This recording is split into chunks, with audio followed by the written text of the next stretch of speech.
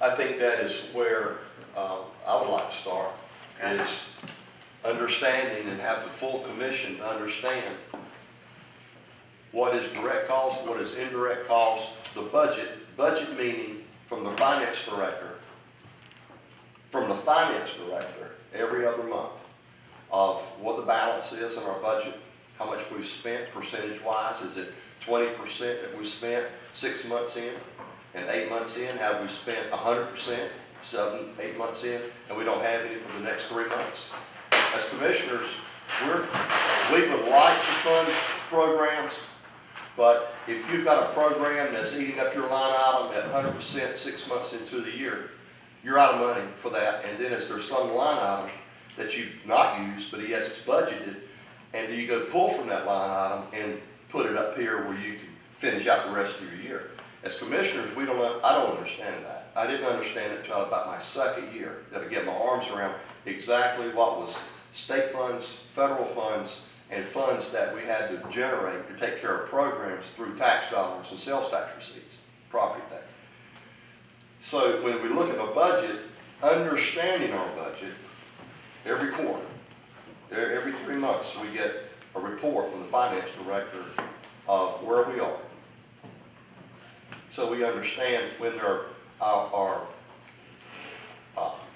amendments, when there are budget amendments, and is it a pass-through or is it an expense? Are you saying currently we're not getting these quarterly reports, but you think we need to? Is that correct? Okay. Well, I agree. All right, so is it a goal to understand and promote fiscal responsibility? Would that be your goal? Do you think that's it? If not, then tell me, because we can change it, y'all can change it. Sounds good. How is that going to happen? Through finance director reports.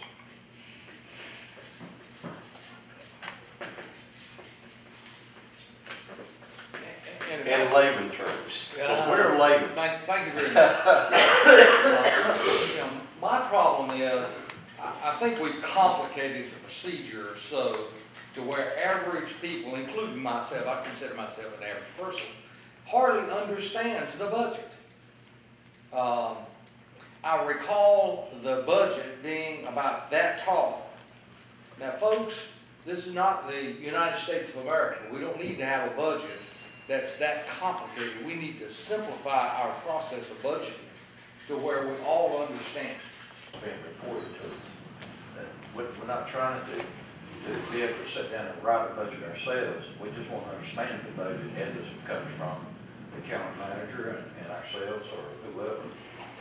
Just understand what the format is and what it means.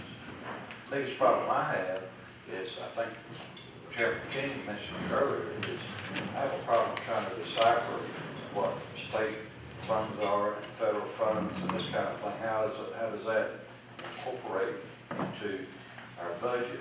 And I think maybe after this year I may finally understand how that works. Well, I just think we need to simplify. Well, I'd just like to ask a question. It might, I hope it won't make it confusing about it, but the budget, and I can only reference the school system.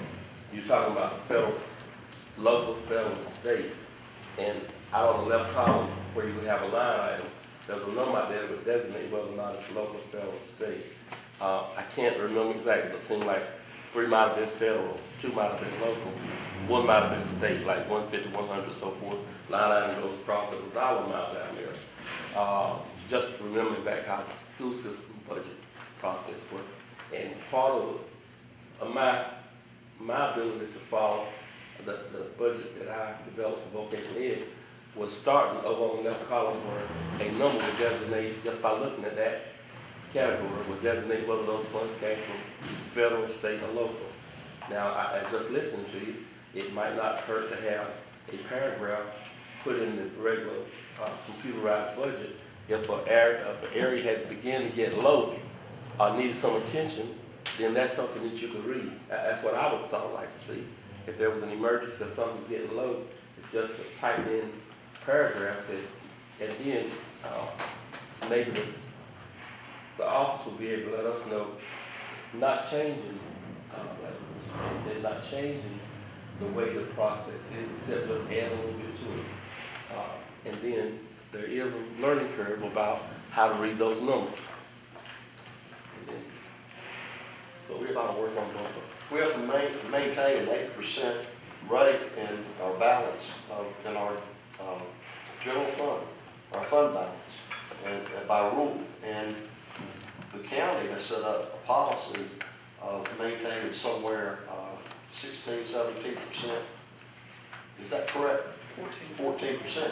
And we at times have as much as 20, 22, maybe as high as 24% at times.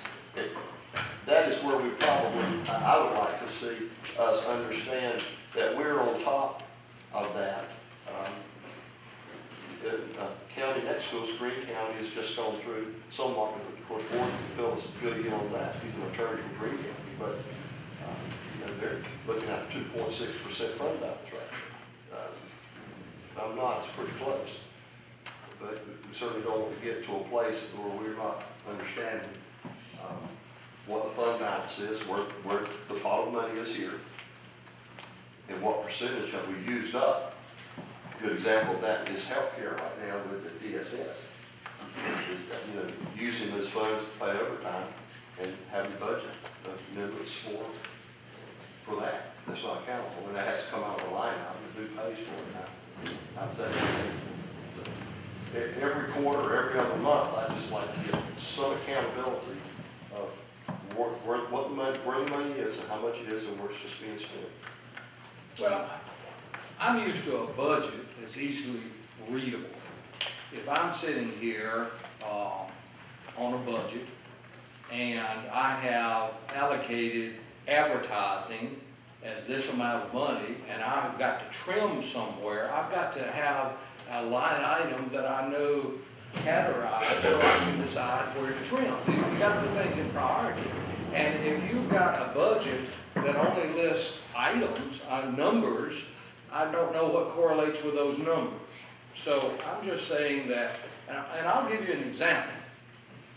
I requested some information regarding advertising done by Wayne County.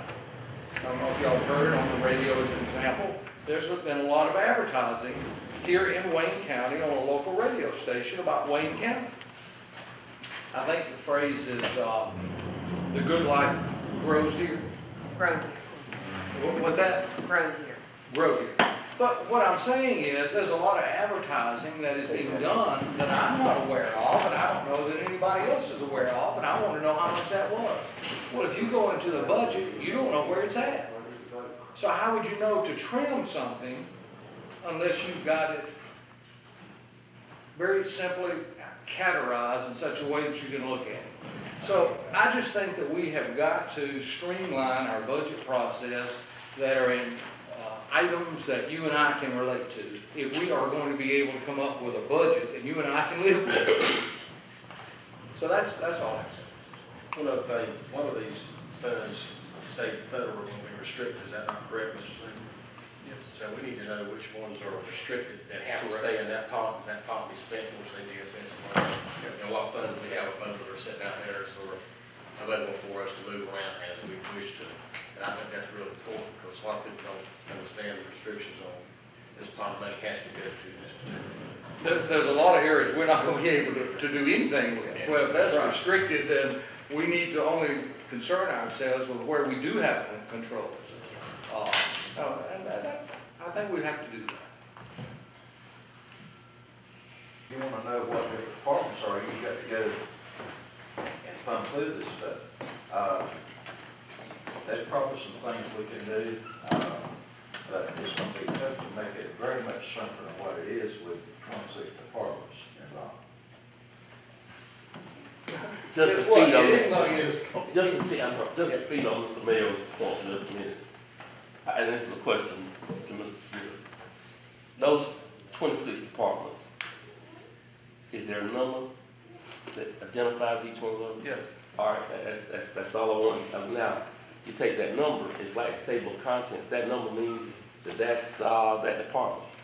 And if we have a grid, if you will, that says just pick number 9. If that was, But the same throughout, what you'll have is if it's a 126, it depends, like 126 is a general fund budget, then you'll have the next 4 digits will describe what part of that budget, and then the subcategories point, like O1 is going to be a capital improvement, but it's a certain category. So I'm just thinking out loud, it's just a way to describe those categories. So if you say, what are you spending advertising? Those are all 0707.1s. Now then you could say, well, I mean, we can easily hit a button and pull all those line items and pull them. Now, what you have to do is say, of those advertising, economic development, advertising and marketing, 100% county plus a little investor money. DSS depends on the year and the grants. Might be 40, might be 60, might be, because health department, same thing.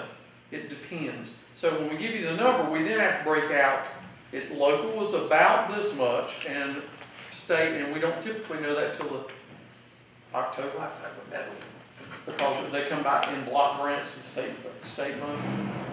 But I mean, we can categorize that way, and I hear what you're saying on, I think charting it, doing the percentages, and then breaking out in categories can be done.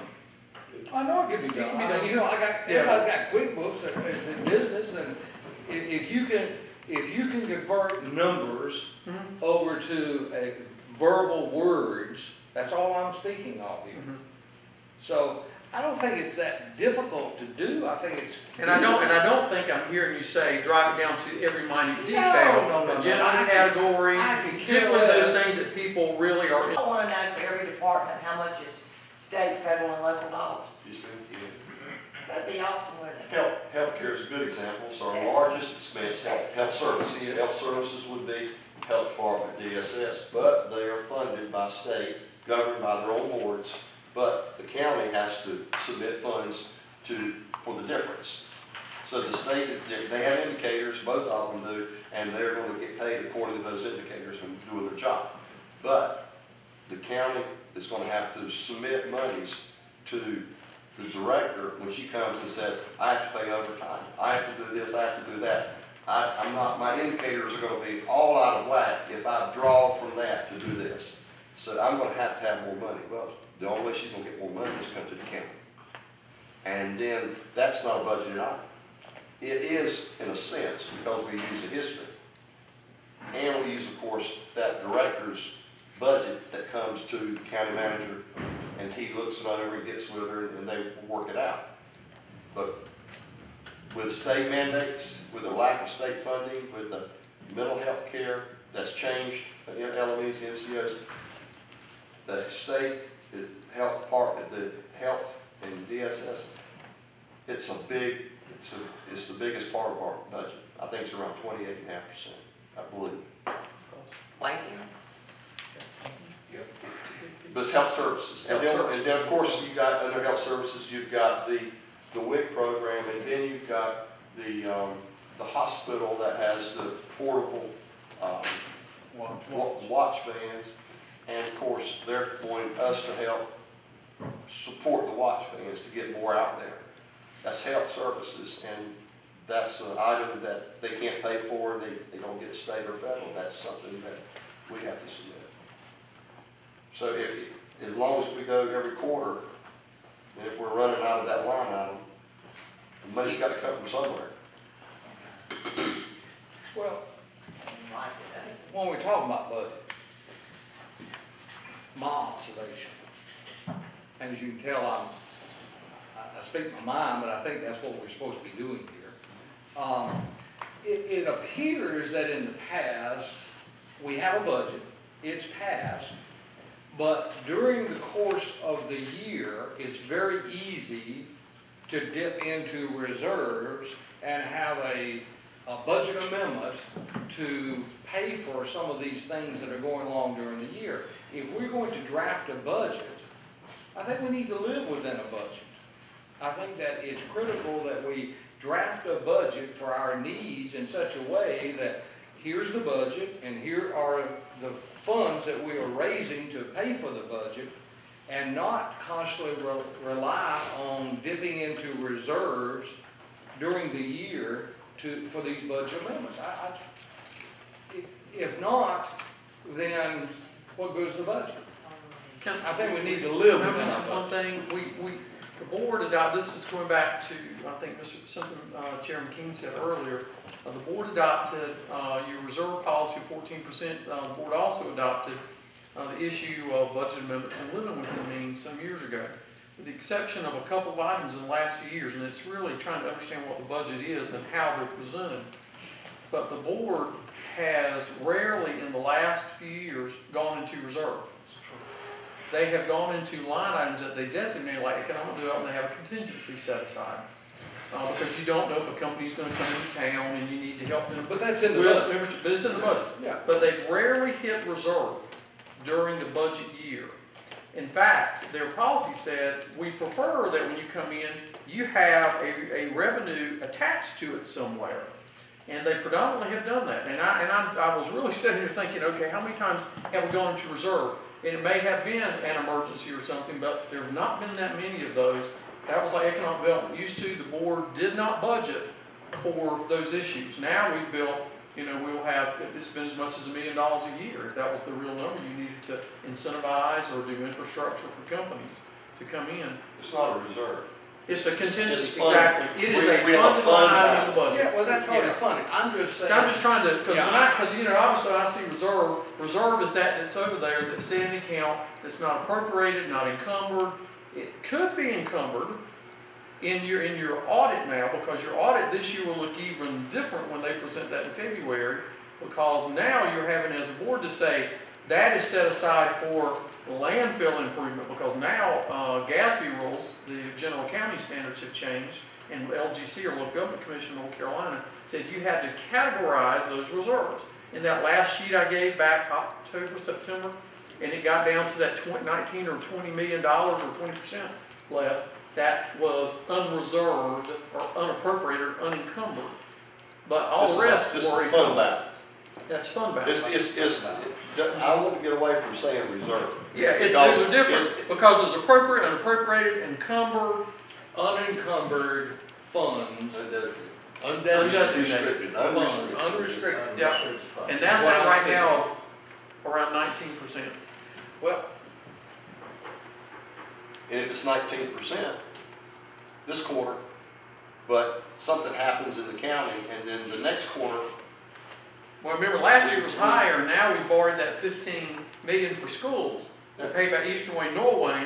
And as soon as we did that, in fact, you'll look, when you get the audit, it's going to reflect that, and all of a sudden that 19 went to 16, or whatever the number is, because you have to set aside for debt service a percentage. So it gets hit, even though you didn't really say, well, we're going to take 3 million, it did. right. And so there's there will be a change. But we need that every quarter. that's Yes, We're and on top we're of going to do that. If we're on top of it every quarter, then when economic development, someone comes in and wants to do something, it's You not know what I budgeted, mean. because the fund balance is not budgeted. Correct.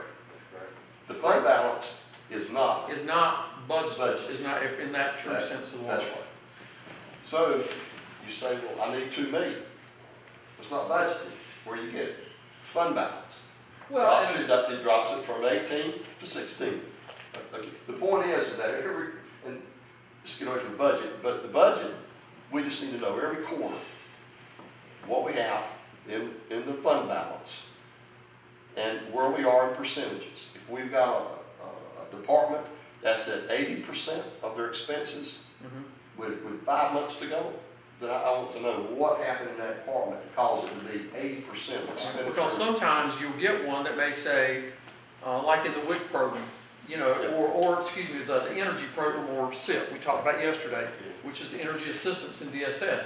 You may get it all of a sudden in February, you'll get the report and go, oh, it's 100%. Yeah, because it's paid out. It's done for the year. There's a reason. But we'll have explanations. So Pam and I are working on now that report, and she's going to do one in February, the second meeting, that will show trending and some graphs of some changes. And then obviously that's going to make more sense as time goes by. The first one you're probably going to look at and you'll go, but then it will begin to trend. And that's the intent. So I think we've heard that very clearly, and I think that would be fairly simple to do, to help understand. Yeah, I mean, I think it's a good idea. If, let's say for instance, we had a natural disaster, tornado, hurricane come through Wayne County, would that, if we needed to put money out for that, would that would come out of the fund balance, is that right? It would come out of the reserves. It would come out of the reserves, but obviously we have insurance also. But if I had a department manager meeting the other day, and the one thing that we've said, okay, guys, we need to make sure we're doing, I know this is a little off task, but just to show you how we get in the weeds a little bit. I had Mel Power stand up and say, look, when the FEMA comes in, we've had a hurricane to come through. You say hurricane, I say hurricane. But when they come through, they want to know what your overtime policies were, you can't do it after the fact, because if you do, they'll go, not funded. You had to have it in place a year before the thing happened. That way you can draw down funds for the federal government, because they look for consistency. These little changes like this, they'll kick you right out. They look for consistency. So, but I think it's great ideas. Well, it's good to hear that there is almost a going policy or whatever, that we don't dip into reserve to fund unfunded things that come about during the year. It's very rare that we do that, and I hope we continue that policy. Or the cost shifting issue, because you mentioned that. And that's something we try to really be careful of, cost shifting, because then if you do that enough, your budget was pointless. That's true. And I agree with that, absolutely. One of the things you said is the contingency, is that in each department's budget? Or No, you have a general contingency to the county, which is $200,000 or $300,000 a year, and we live within that. But then we do have, we created several years ago the ED or Economic Development contingency, but all of those have to have a budget amendment for you to draw out of those for a certain purpose. And then you have your regular reserves, but as far as the other, that's it.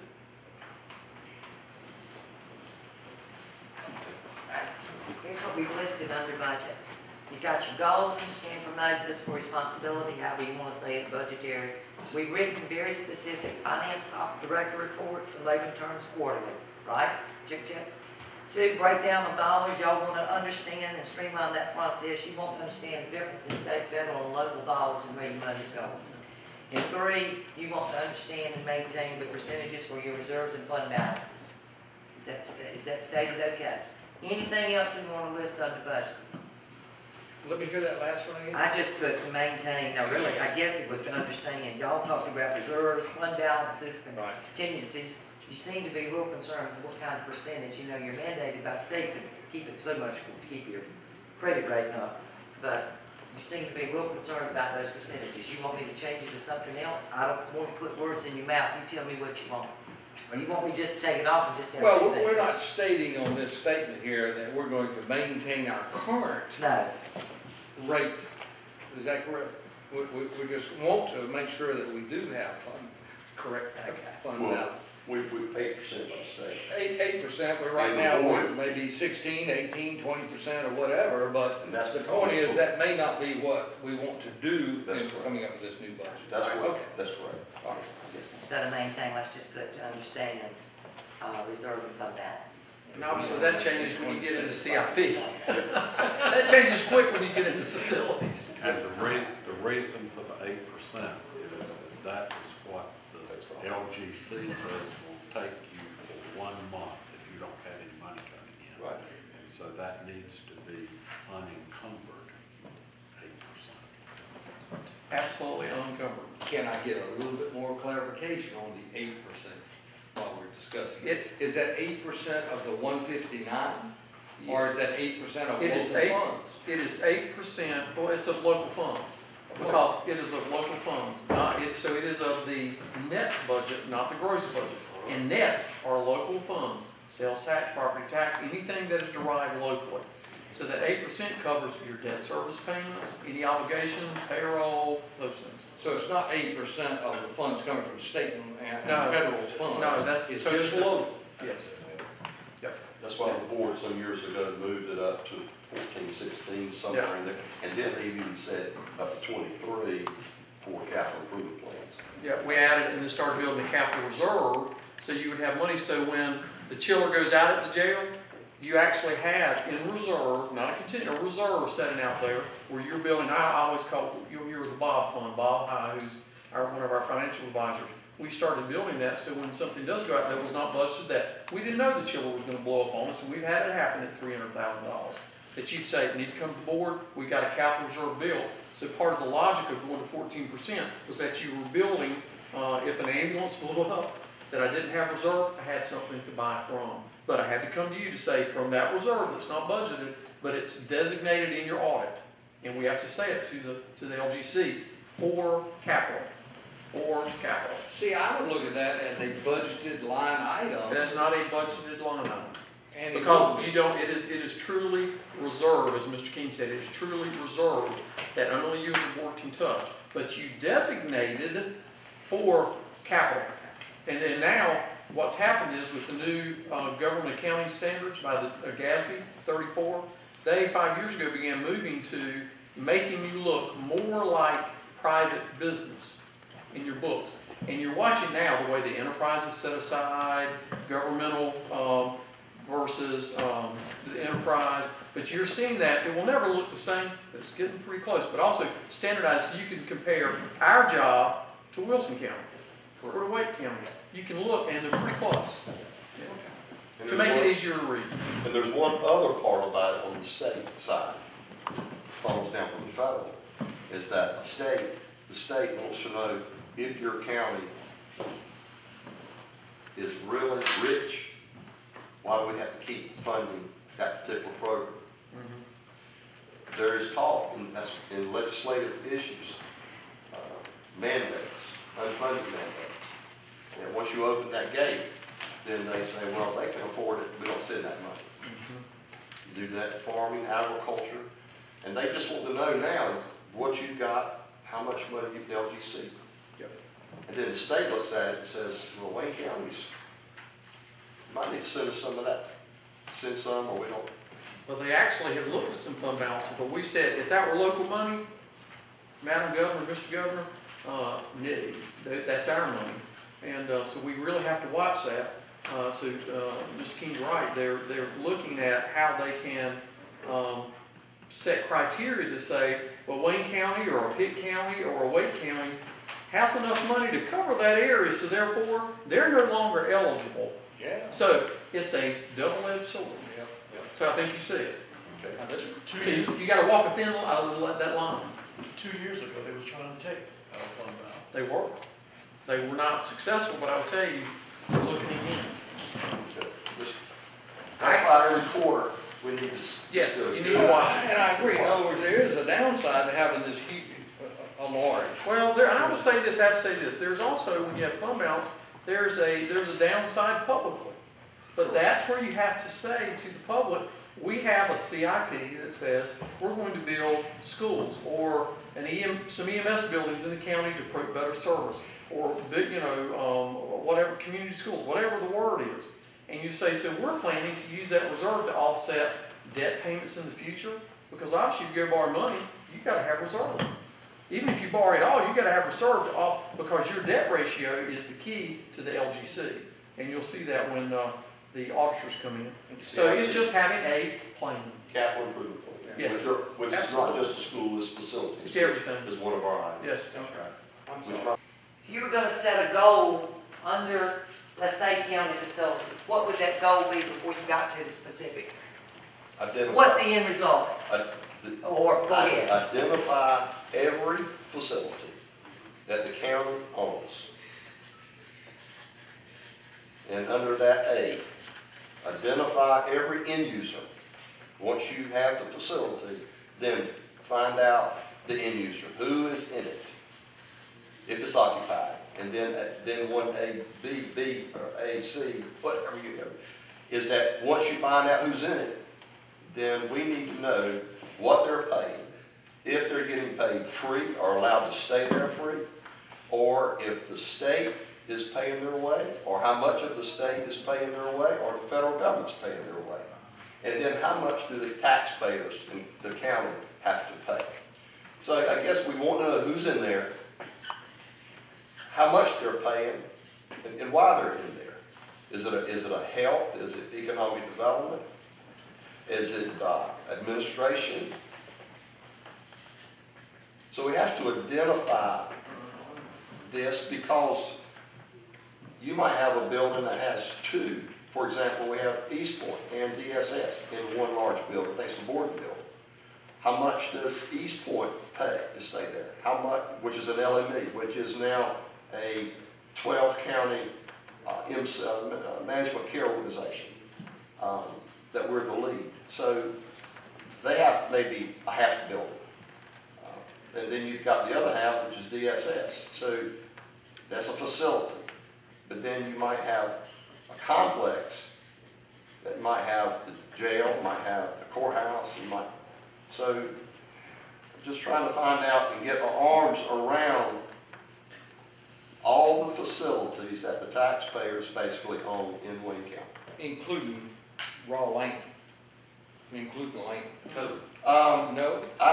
The building, just the bricks and mortar, just bricks and mortar right now. Of course, the land, absolutely, but I'm just trying to get a hand on the bricks and mortar right now. There's some point I want a list of everything. Yeah. We'll work on it. Including. If the county owns it, and there's a greatest dirt involved, I'd like to know what it is. Whatever real property is owned. We have a 3-member facilities committee, that 3 of the commissioners are on the facilities. And our goal to come out, and Wayne's new, Ray's been here a year and a half, and I've been 4. So it's just trying to find out what the county owns. So, you want to add something? Yeah, to add to that, the long-range plan is that from our facility director, who is interim right now, we're trying to get a handle on these facilities. Where are we at as far as maintenance? What needs to be done to these buildings? And what's the projected cost possibly, and sort of set a timetable as to any maintenance that needs to be done. I understand we do have some maintenance problems in some of our facilities. We're going to identify what they are and set a priority as to how to address it. And what the approximate cost. What the approximate cost is going to be. Well, there you go. So you can budget, but you budget for chiller. That's where that money sits over there. And if you've got a 25-year-old chiller and it's about to go out, you've got maybe 2 years left, that's going to happen on our watch. It's going to happen on all of us. We're all here for 4 years. And we have to see what is going to happen in 4 years. So if it's 25 years old, yeah, that money for that chiller, we know that the county manager has that money sitting there. For example, we already know that a lot of the heat and air units in some of our facilities are 20, 25 years old. So we might as well go ahead and start looking at the possibility of having to replace these. Not only are they not efficient, but it would probably cost effective in the long run if we did replace them because of the efficiency of new units. So that's not right now, but that is part of what we're looking at. And incorporating who is it that is in there, and is it part of their budget? So when they submit the budget to the county manager, have they submitted a budget that doesn't include anything about their facility? So if we go in there and upgrade it, as we did just the WCDA office here not long ago, does that money come from that particular budget from that operator, that end user? And if it is included, then that's fine, because they've said it in their plan. But if it's not, and we have to go into the building and do something, then where does that money come from? So it's facilities, bricks and mortar, the age. I think the paper said last night on schools that they were real concerned about the maintenance and the monies that are set aside just for the maintenance. How does your capital improvement plan done now? You obviously have one, every county has one, so how is Wayne County's operate? It was not a part of the budget this past Last year. year, we didn't do the annual, we had it in the internal CIP, but because of, as a staff, we saw that kind of moving forward, we had a new board coming, obviously we knew there would be some changes, that we needed to really take a hard look at all facilities. I mean, so I think the staff recognizes it too, that you can't just look at the 2 things that are staring you in the face, you gotta look at the other 50 that are behind you, and look at it, comprehensively, and that's now including the schools. So there's a meeting coming with the schools and that type, but it's gonna have to be comprehensive. And then the next category would be new facilities. In a roundabout way. That's something you would, you need to. I.e. library and the sort of, we have a library that, because we're doing this facility breakdown, all of a sudden it has stirred the library that has been proposed.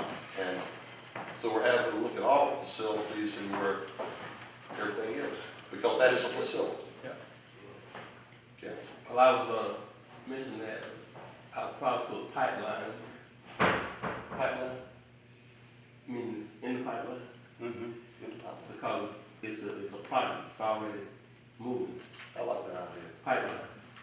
Yeah, we, And that's why You got it. I picked right up on it. the jail is a good example. That's going on, ongoing. Yep.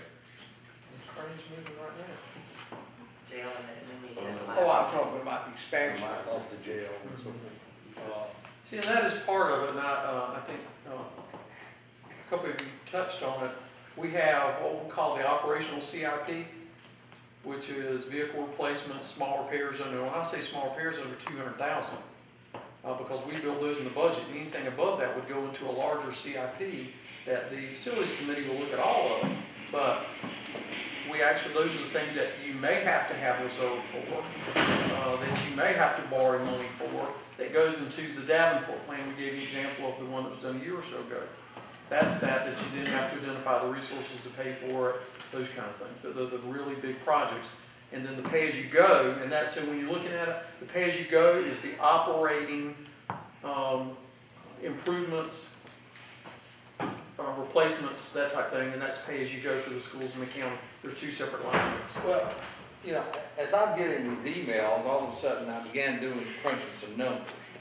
And I am extremely concerned about the cost that our county is currently paying to house prisoners outside the county. Now, just doing some quick numbers on that, my understanding is we're paying $55 per day per prisoner to house outside the county. If we're looking. But if you use the $55 number and you average that out, Yes. where there were 40 prisoners that are going out every day to other counties, and you interpolate that out, I think Ray was shocked at that the other day. Huge. That's $800,000 per year that this county is paying to house prisoners outside the county.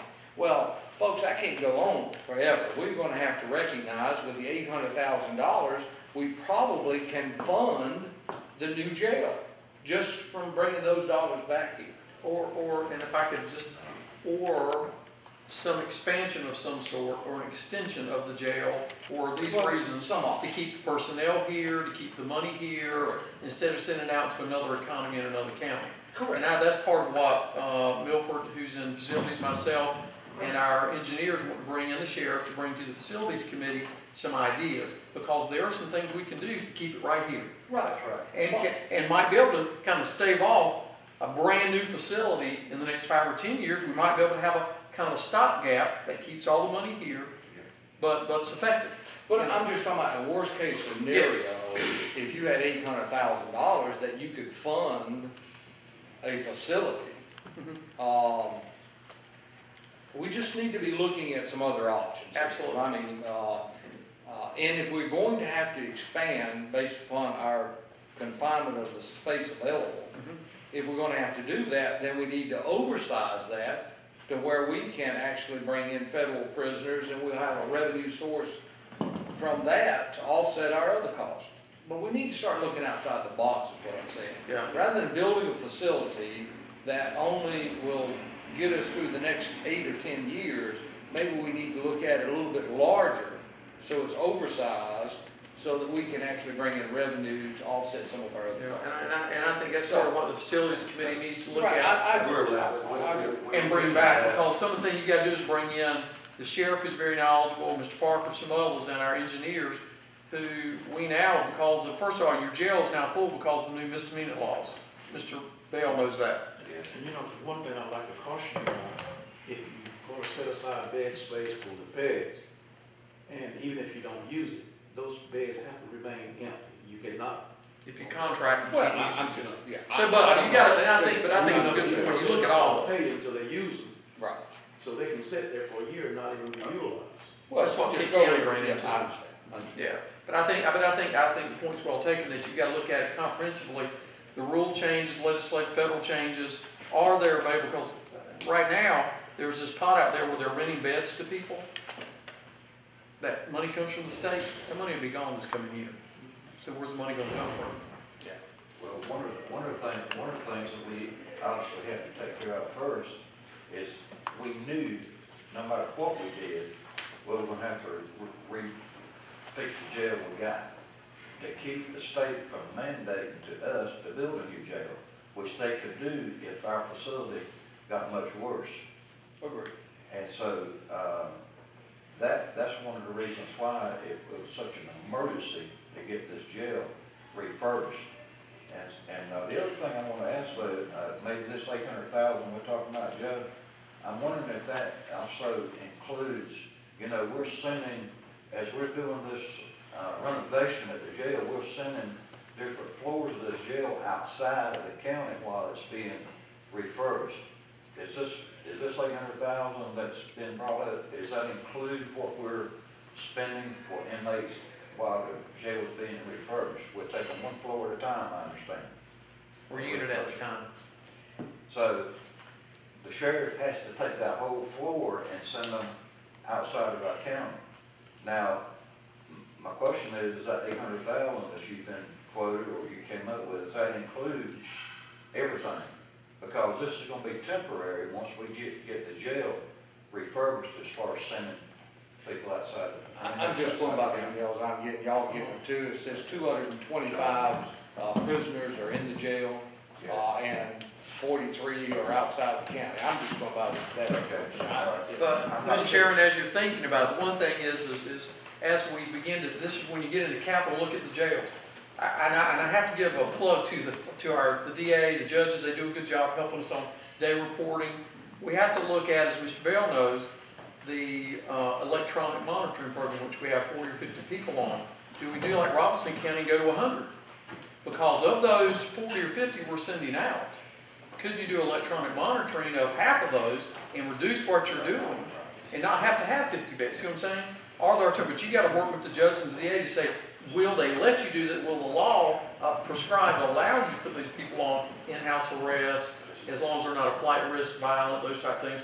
A lot of times they are, and it's $4 to $7 a day versus 55 to 75. And I understand you say there's a cap in regards to the number of prisoners you can put under electronic monitoring. I can't, well, it's not as much as you can afford to do, or you have to add, if I add 50 machines, I have to add a person, because a person has to monitor those people. So, but that's not very cheap, it's a lot cheaper. Yeah. But will the courts allow you to do it? Guys, And so all those things have to play in. Mr. Smith, so the legislators are right now trying to discontinue electronic house arrest. Yes, they are. That would be But deadly. anyways, talk about $800,000 That will double it. that we're paying, or possibly paying for us, somebody's kid. Even if you brought those inmates back here, you're still gonna spend pretty much that kind of money. Because it's gonna cost us about $40 to $50 a day to keep them in our local jail. Really? Yeah. 40, it's about $46.50 a day. Alright, So really, if you look at the bottom figure, the ones that's outside the county, really, theoretically, you get a better deal than the ones you keep around. maybe cheaper, just keep sending them out. Sometimes it is, sometimes it's not. Depends on the type. If they require a lot of medical and transportation, it gets real expensive. So it depends on the type. That's where you got to depend on the experts like the sheriff and the jailers and the DA and the courts to say, how many of those people could we really cull back? Is it truly 50 or is it 5? Say, how much money do we really want to put in it? Is it easier to send them out? So that's a legitimate question. All right, these are your objectives under county facilities. You would like, now, is this for you three that are really, No, it's for also. okay. The committee. So who's gonna be responsible for this? The facilities committee is going to be responsible to the commissioners Okay. to come out of the gate, work on all the facilities. The jail is just a small part of the whole. Got It is only a Just an minute example. part Yeah. of the whole, but we do not know as commissioners what the whole is. So the whole part, we have no idea yet, and that study is being done as we speak. We're about 65–70% through with that, and by the 15th of February, the county manager will get us a report, the committee's report on where we are with that whole. There's one item though that was mentioned about John, was it we talked about on the phone the other night about not a campus, you called it a county. What we was talking about? Oh, you're talking about a offender alternative program where they're actually housed in No, we're not talking about jail. We're talking about A campus. talking about the county complex. I think it was written up there, county complex. Yeah, there is one of There's one under facilities. We're also wanting to know where the concentration is as far as Goldsboro. We want to know in the city of Goldsboro how many facilities and how many employees work in those facilities. And that will tell us that if we move away from downtown, we're moving those employees away from downtown, which would be detrimental to downtown because you're taking the employees away from your breakfast, your lunches, and all this. So when you talk complex, and what was done 4.5 years ago was a property was bought out on William Street to have a senior center or health department or DSS or whatever the interest was at that time of the previous board. But that took it out of downtown Goldsboro. Now, the old hospital, it's not that old, or is it now? We don't know that. And we have a large campus there. If we can do something there. And downtown, as we vacate the senior center, for example, we have a corner building there. We've moved the seniors out to Ash Street, which is not that far out of downtown, but we have these buildings downtown. So downtown facilities, do we stay where we are and make it better if we do a jail or if we do the health, or do we keep everything downtown to help? Now, do we partner? Are these facilities well enough, and when we upkeep or rebuild, that we partner with the city of Goldsboro? And we, for example, Durham is a good example. Durham County, Durham, North Carolina, they just built a huge complex right downtown Durham, about 14 stories high. It's right next to DPAC, the Durham Performing Arts Center. And it's incorporated in downtown, that whole area right there. So as we look at facilities, we look at the concentration as far as Goldsboro is concerned.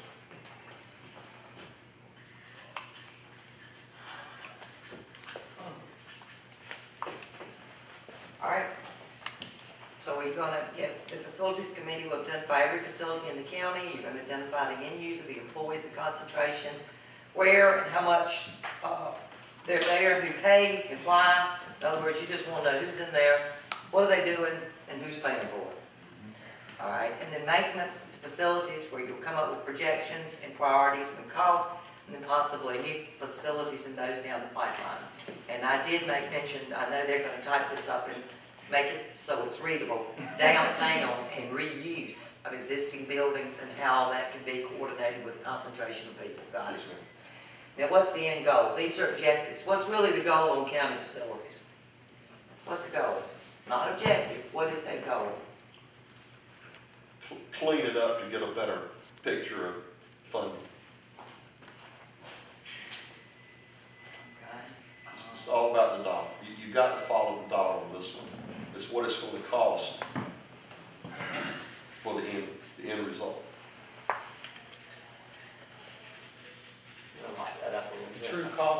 services.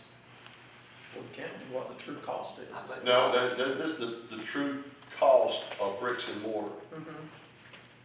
Because the bricks and mortars to conduct service efficiently, I mean, you're looking for. Well, how you reduce you've got a building, a bank. Yeah. You had a bank, you bought the bank, you put, daily reporting center next to it, you had a senior center. That bank is broke, the foundation is broke right half in two. That bank is an old bank, but it's ours. Yep.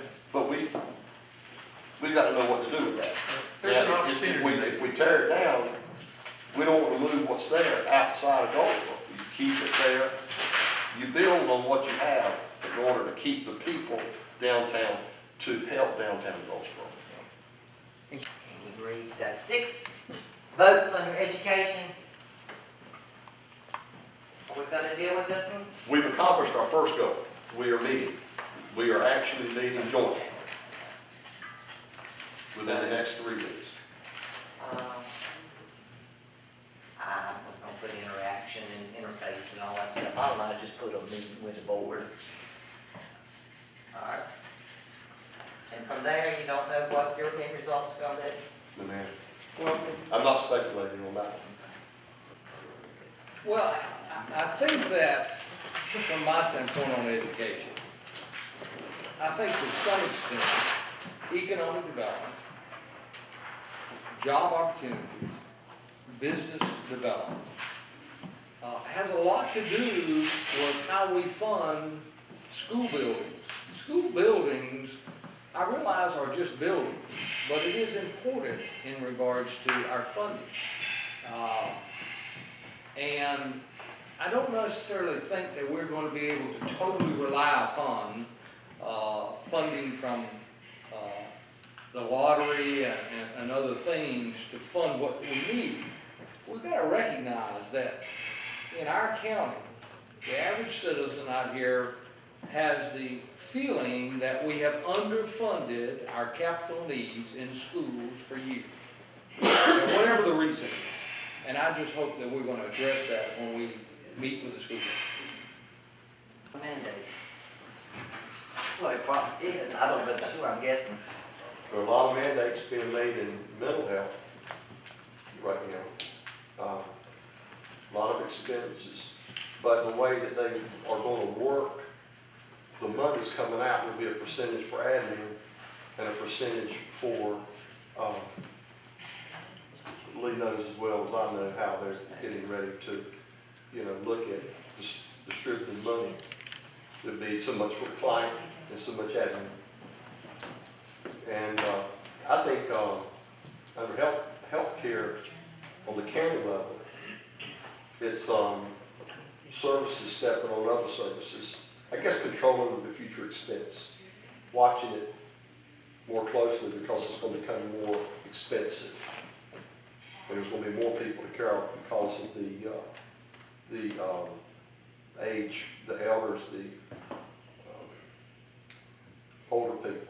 What do you call it? Baby boomers. Like me and you. Yeah. And I think veterans is part of the post-war because there's a lot of information now on suicides, and there's just a lot of reports out there now. It's making the news in a big way. So our mental health is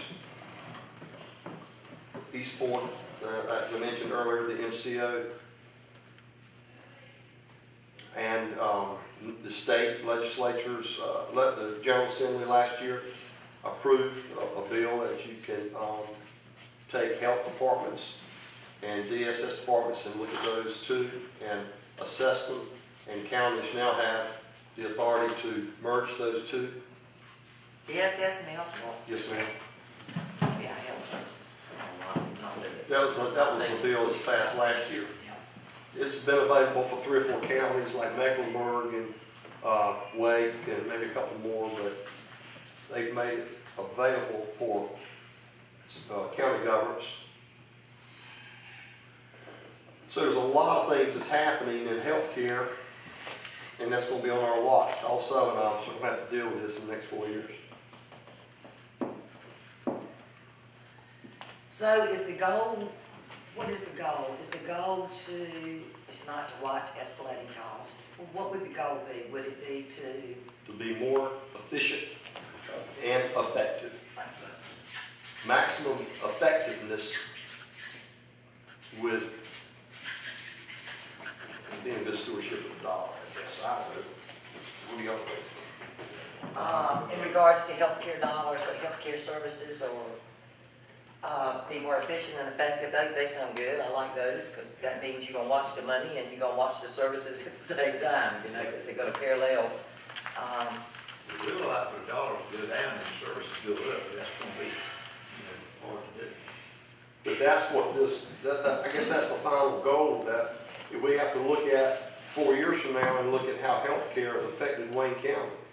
We just did a county health study. What was that, Lee? What was it called? Just finished. You talking about the one for the health department? Yeah. Healthcare assessment. Yeah, it was the community health assessment. Okay. Yeah, and that was done. Has to be done every 5 years. In less than 2 years it was completed, yeah. And with that healthcare assessment, we're looking at poverty in Wayne County. So we look at the growth of Wayne County being somewhere about 9,800 in the last 10 years. And you only have about 400 some white and 800 some black, and then 6,500 Hispanic, 1,000 Haitian and Asian. So in 10 years. So you look at the pockets of the population of who they are, the age, taking care of them. And then you've got mental health on top of that. We've got about 22,000 veterans in Wayne County. Yes. In Wayne County, there's 800 some thousand statewide, and we got 22,000 in Wayne County. But through our mental health, through our MCO, that's now called, seeing a lot of drug abuse, substance abuse, and there's a lot of veterans that you're seeing. Now, do you get a percentage of that? You just have to talk to the providers and get that information. But that is all part of that mental health. And then in DSS, just yesterday, the local newspaper talked about food stamps, services. So your first objective would be what? Do all of you know enough about it? Do all of you know as much as Steve, the county manager, whatever, about what he just talked about? We have Mr. Pate, Bill Pate is going to be on DSS, and Joe is, and Joe's on the health board at the hospital, and the hospital is what needs the, what do you call the buses? Gateway? Watch. The watch van. Watch. What does WATCH stand for? Wayne. See, there you go. And they asked us last year for how much more money to keep. We increased it 100,000. We've gone up to 200,000. If I can talk a little bit about this, because, I just say like I feel, I've attended several meetings with our health director, and attended only two, well actually three of the health board meetings. And at this last meeting, in fact, I brought this issue up. And that is, I think all of us want to provide better health care for citizens of Wayne County. The difficulty here is some federal and state mandates in regards to who we provide to. I took a tour of the facilities, and in that tour, we came upon an area for maternity health. And just a quick glance of those at that particular time that were there, I would say that a good 80% of the individuals that were there were Hispanic. That required us to have interpreters. Then from that meeting, we go to a board meeting where we are having to write off thousands of dollars because it's uncollectible dollars. And I asked the question, how can it be uncollectible? Well, the amount that was collectible, which, because we have the abilities to go in and get monies back on tax refunds, so there are sources of dollars that can be attached. But this group, there's nothing we can do about it. And I said, why? Well, they don't have social security numbers. And I said, well, why wouldn't they have social security numbers? They issue social security numbers to children within just weeks of being born. Well, then it was brought to my attention, well, these are undocumented aliens. And my question was, why are we providing services in Wayne County to undocumented people? They're not our citizens. And then all of a sudden it seems as if that is a growing segment here in Wayne County. I bring all that up to say that we, I think, as a board, are going to have to address some of these issues, because if that continues to grow and we provide more services to those that are not our citizens, it takes away from our citizens. And I think it's something that I don't think has been addressed. I think that it's like the big elephant in the room and nobody wants to talk about it. So I'm going to throw it out there that I think it's something that we have to look at. Are we going to be a county that attracts undocumented aliens to come in, undocumented immigrants to come into our county and avail themselves of the services that we have available? If we do that and continue to do that, we're going to foster more to come into our county. And that's going to be less dollars available for our citizens. So I think it has a lot to do with health care, because there are a lot of things that we need to do in our county to provide more health care to our citizens. Mr. Parker, do you know, what does the law say about that? Since you don't serve them. But you have to serve people that go in that need it, and you've got it not just in the health department, but in the Department of Social Services. You've got to provide certain services there, and if you have an illegal child that is being abused, neglected, or is dependent, you've got to provide services for that. And the federal and state government will not give you any money because they're undocumented. So it's full county. The state law says you've got to look after those children. And the hospital has the same problem. Well, and they do. The front door's open. And that is what I'm talking about. Legally, we have to. Well, I think we need to be passing some resolutions, and we need to be talking to those higher up in regards to telling them that, you know, if you're going to require us to provide these services and take dollars away from our citizens, then you need to put some money into the pot. You need to be paying for these services. It's a big concern. And others. Well, let me just ask this question. Sorry. You said resolution. Then I said some sort of a resolution Oh, okay. to pass on to someone else.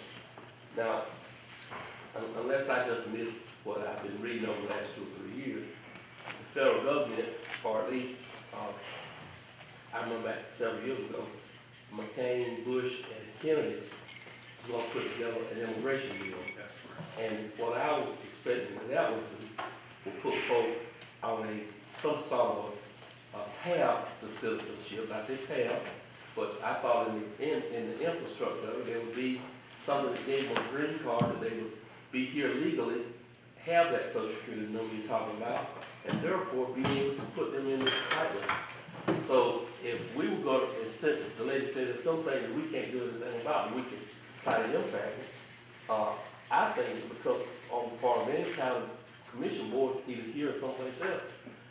Like you say, to send a signal to the folk above us who are representing us at the state and federal level, to get on board with some sort of a immigration package that would give us a stream for these folks so that you could put them on Social Security line, therefore be able to have them help pay for themselves. Yes.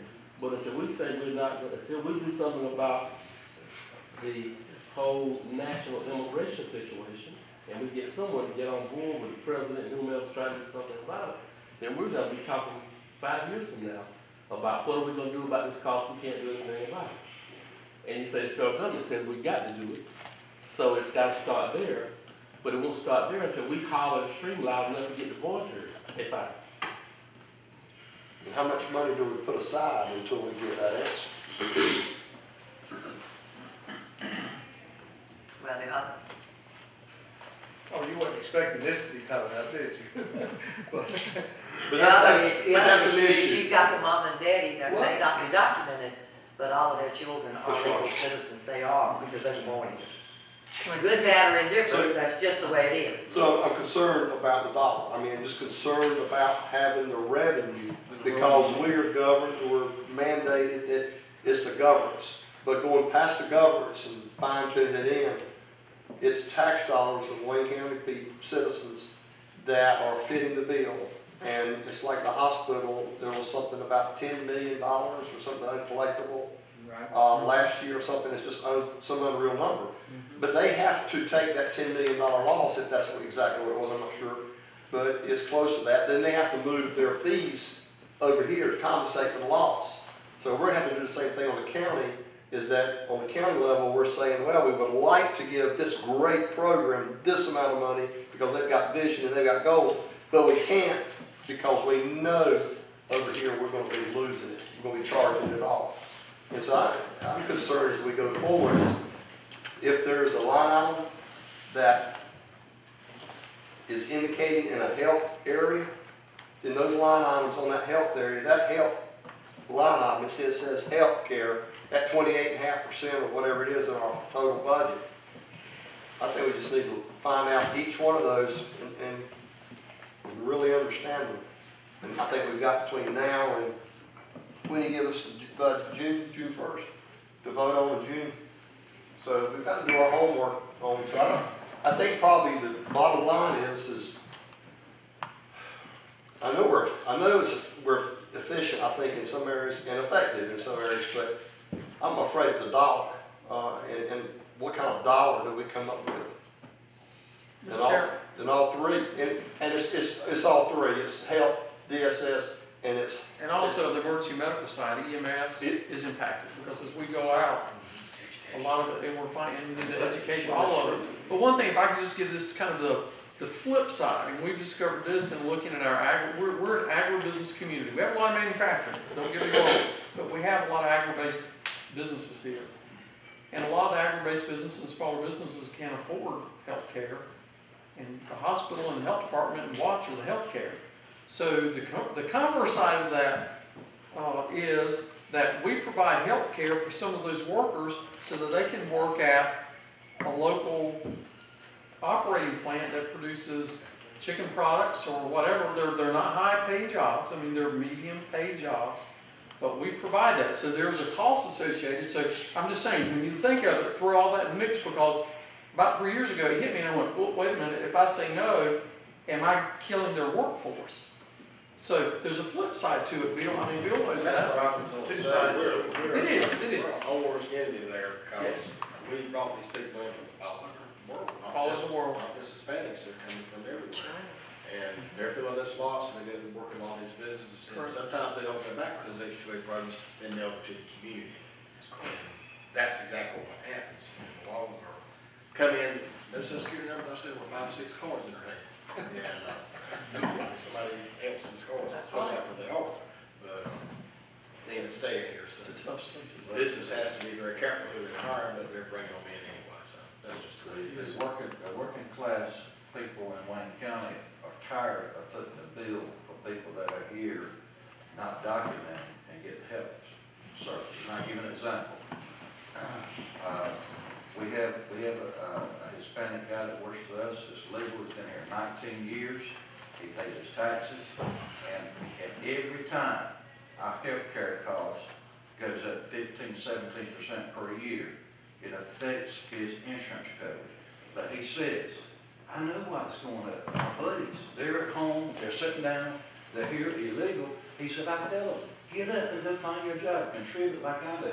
So even legal immigrants that are here are joining this bandwagon, that they are tired of paying for the ones that are here illegal. So it's really a big issue for the working class people of our county, our state, and our nation. They are tired of working every day and seeing a certain amount, because look, the hospital, for example, they're gonna get that money back from what they get, for a bed per day. Somebody's gotta pay for it. And citizens now, and especially, technical people, machinists, tool and die makers, these people they have access to computers and so forth. They can answer questions that I have a problem answering because the information is available on the internet. So these people have educated themselves. So this is something that our state and our nation is going to have to address. Well, it's growing and growing and growing, and so does the cost of that on the local level. It's really impacting our budget. So talking about controlling costs, this is a portion of it. We're a tier 2 county, correct? Can we just change to tier 1? We went back to tier 1? I think it might be a change, but we were tier 2, but there's been some talk of a change. They changed that formula, so I'm not gonna give you a definite on that because it usually changes first of the year and I don't know what that is, so I don't wanna give you an answer. Is it better being tier 1 or tier 2? It depends on how you look at it. From the government.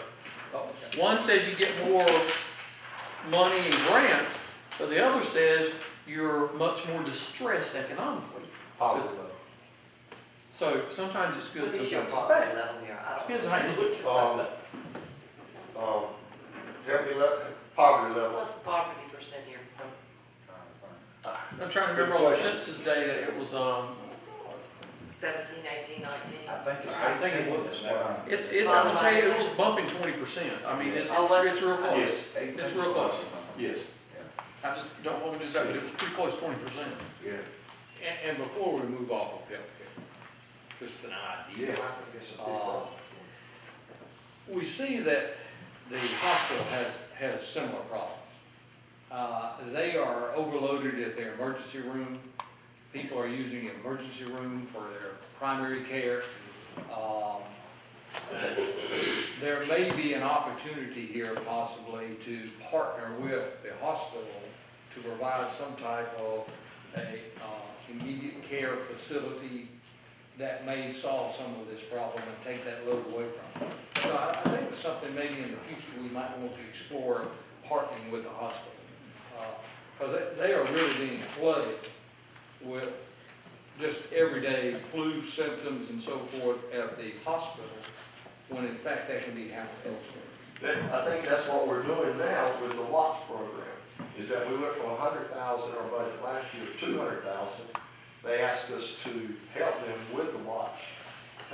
That local unit going out to the schools, going out to the communities, Out in the community. that is huge.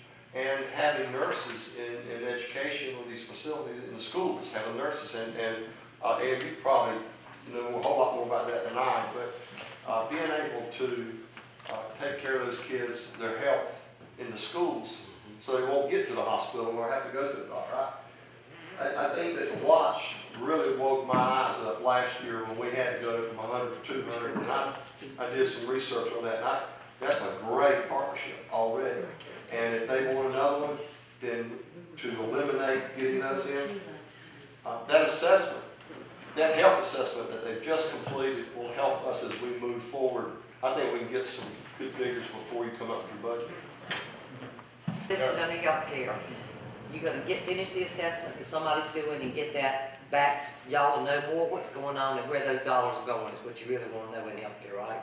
You need to know about the future. You talked about that one. With the healthcare needs based on growing demographics and how the demographics are changing in Wayne County. That's a biggie as to what it's gonna cost you even 4 years from now before you old, if you don't leave office. Then you wanna make sure that we don't forget the veterans, the mental health constituents, and who they are and what services they're needed. Then I did write down the EMS, DSS, and health department only because they're all healthcare providers somehow along the way. So, and then the partnership with the hospital. And I just wrote down the watch program because that's a good example. But to increase those partnerships with the hospital, right? Okay. Ooh.